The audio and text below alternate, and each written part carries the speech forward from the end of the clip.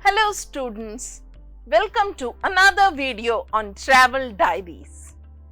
Now tell me, whenever you go for travel, how do you share your experiences with your loved ones? Do you write letters? Or maybe you create blogs?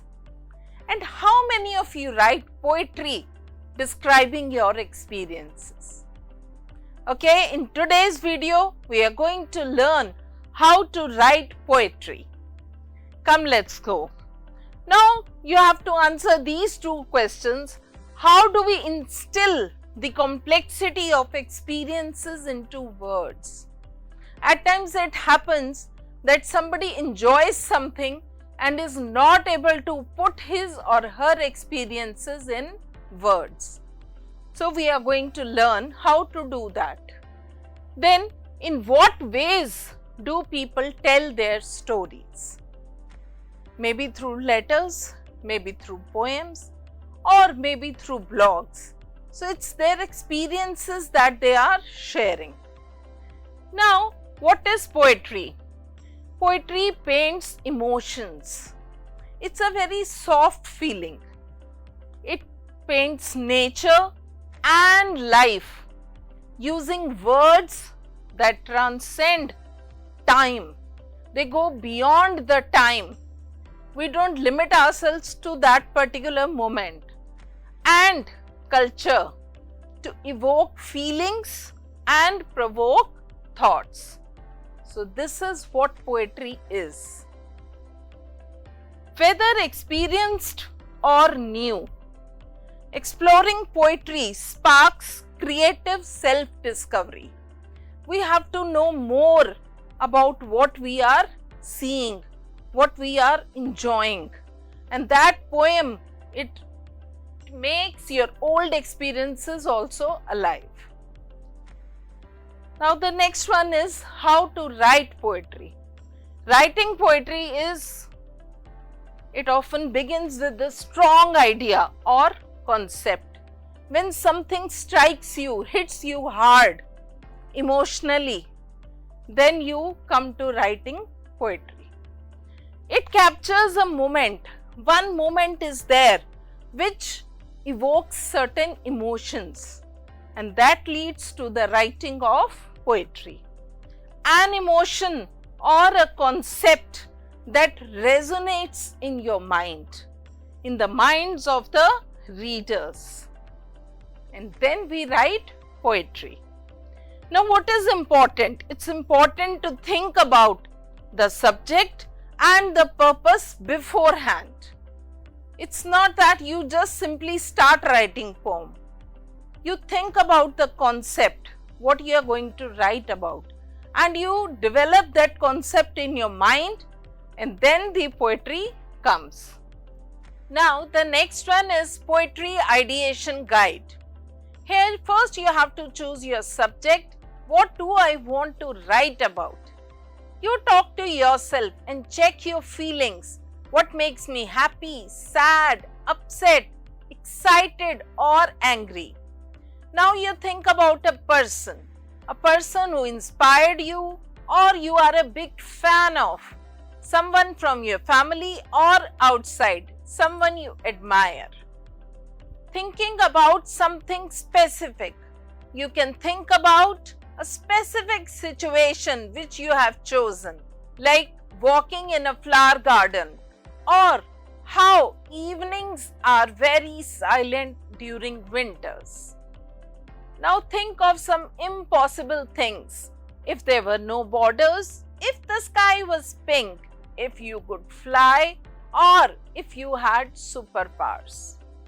Think about what you like your passions, like places you want to visit, activities which you want to do, movies or TV shows which you want to see, food which you like, or the books which you want to read. Now you have to finalize the purpose. Why do I want to write about this? What do I want my readers to understand and take away from this? Now let's talk about mind mapping, wherein we map our thoughts, our ideas in a visual. We can see an example here. The central idea here is the sunset.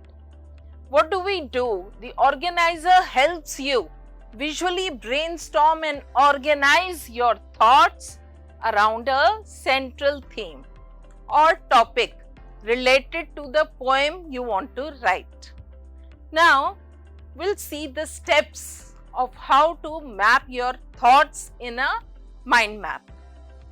First is start with the central theme related to the poem we want to write. Branch out to create subtopics or related ideas around the central theme. Use lines or arrows to connect the central theme to subtopics. Then explore each subtopic in more detail to generate more ideas. And now, first step that comes is free writing. As the title itself says, this organizer encourages stream of consciousness, that is free writing. Stream of consciousness means जिस तरह से हमारे thoughts बह रहे हैं, without any check, without any control. So stream of consciousness, writing without worrying about grammar or structure. That is free writing. So first we'll start writing on a blank piece of paper. Then write continuously for a set amount of time, which could be 5 to 10 minutes. You have to write your thoughts in the form of a poem. It might not be very good at the beginning, but just write because it is free writing. Next is allow your thoughts to flow freely without pausing or editing. There is no right or wrong word. Everything is okay. It's coming from your heart. Simply write whatever comes to your mind about your chosen subject. Then you are to draft your poem. After you have done free writing, you will draft your poem. When it comes to drafting beautiful and impactful poems, there's a lot more to it than what meets the eye.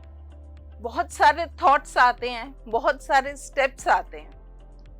During drafting, poets transform their raw creative ideas into the first version of their poem known as the draft.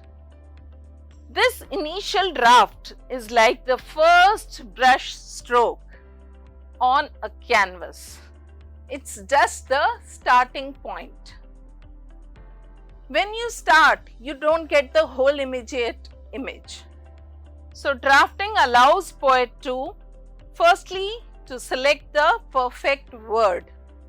Poets experiment with words during drafting to best express their emotions and ideas. And the next is fine-tune structure. Drafting helps poets adjust rhythm, rhyme, and line breaks for the desired impact. Then capture the essence. Drafting captures emotions and experiences using poetic devices to enhance the poem's power. So now some tips for drafting poem. Decide if your poem will have a rhyme scheme to choose, or if you have rhyming words or not. This all you have to decide beforehand. Plan the structure, how many stanzas, and how will you arrange the lines. Choose 3 poetic devices or elements which you need to include in your poem. Use descriptive language and sensory details. Why? To engage the reader. And then consider the emotions or feelings you want to convey to the reader. Now the next is enhancing your poem. What is enhancing? Adding more to what you have written. When you are enhancing your poem, think about the following points.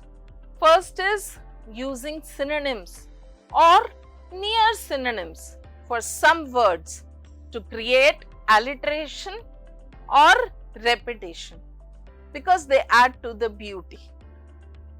Use synonyms or near synonyms to create more vivid imagery, sharpen the idea, or enhance the mood. Now adding similes or metaphors to create a comparison. Simple changes that could personify the subject. Making any symbolism stronger. So we are talking about different beautification elements, that is figures of speech. Next comes an example. This is an initial draft. The sun sinks low in the sky, colors of orange and pink. A peaceful evening, so high, nature's beauty in sync.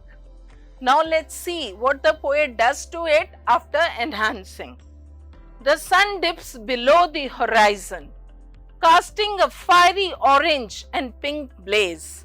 A tranquil twilight settles in, nature's masterpiece at the end of each day. How the poet has beautified his poem.